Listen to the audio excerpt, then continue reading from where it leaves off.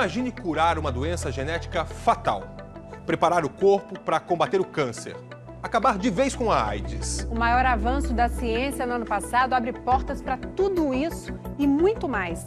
Nunca foi tão fácil modificar o DNA dos seres humanos. Mas essa novidade traz também um importante dilema ético que a humanidade vai ter que enfrentar.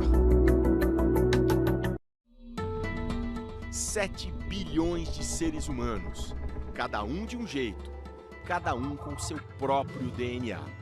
Um DNA em que até outro dia os cientistas praticamente não conseguiam mexer, mas agora não é mais assim.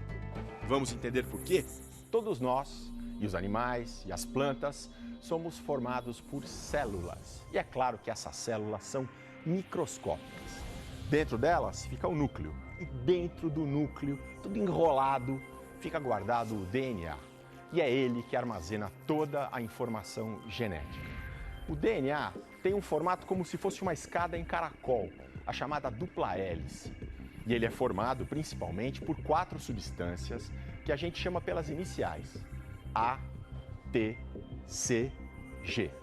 No DNA humano são 6 bilhões dessas letrinhas. Agora, se a gente for lá e tirar um par de letrinhas dessas, se a gente for lá e mexer num degrau da tal escada em caracol, pronto, mudou completamente a informação do DNA.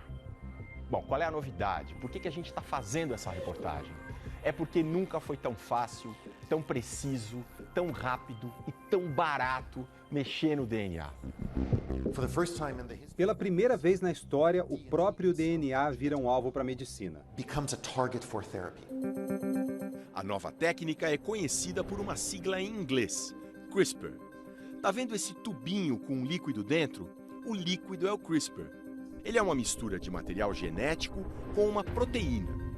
E quando o CRISPR é injetado nas células, ele vai lá e corta o DNA bem no ponto que o cientista quer. Depois ainda dá para emendar as pontas ou trocar aquele pedaço de DNA por outro. O primeiro estudo sobre o CRISPR saiu só há 3 anos. E em 2015, aconteceu uma explosão de artigos científicos na área. Em 2016, vai bombar ainda mais, o que justifica o otimismo de um dos maiores especialistas no tema. Se antes você precisava de um doutor para trabalhar com engenharia genética, com o CRISPR, qualquer aluno de primeiro ano de biologia já consegue. E por que isso é tão importante? Porque são as informações do DNA que determinam tudo o que existe de único em cada um de nós. Quem vai ter olho azul ou castanho, quem vai ser alto ou baixo, ser bom ou ruim de bola, ter ou não alguma doença genética. Esse último caso é o da Fátima.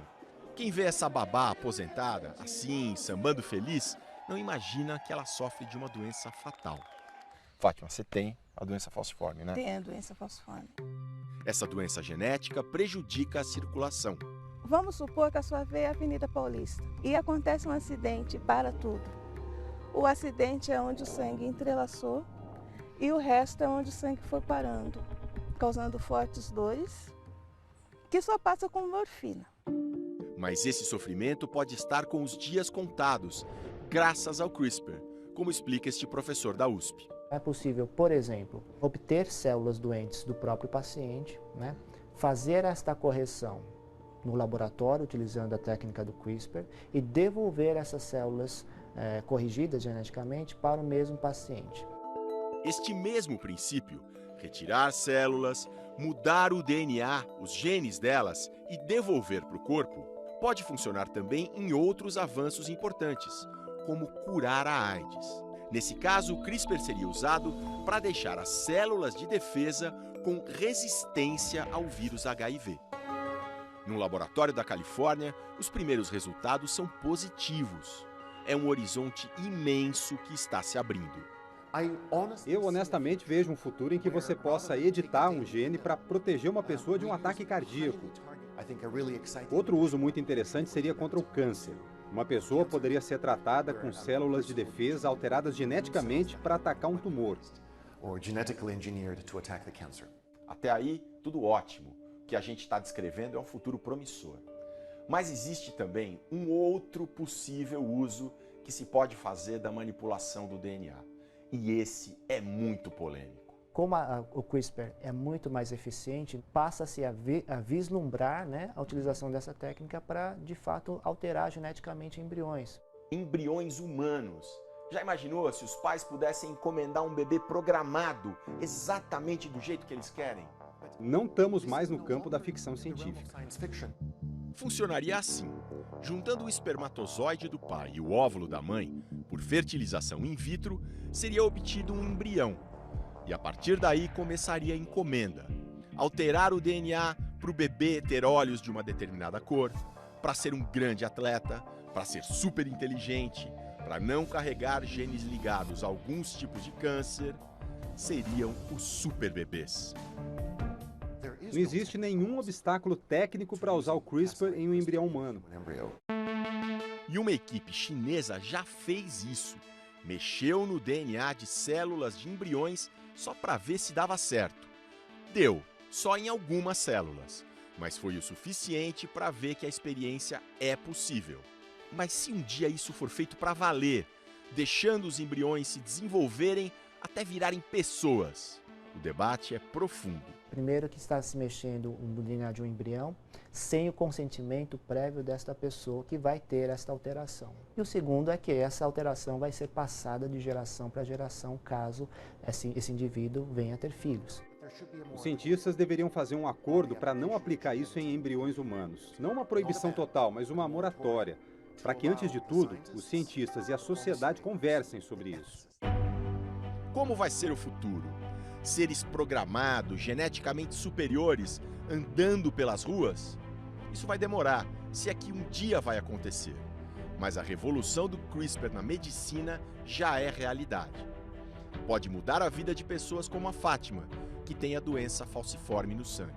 Eu acho que isso vai dar muita esperança para muita gente. Talvez para mim não, porque eu já tenho 52 anos, já superei a expectativa, né, de vida.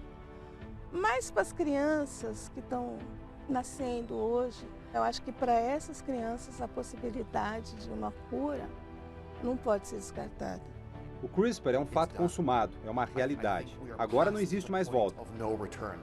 Nós, os cientistas da área, estamos muito otimistas e temos razões para isso.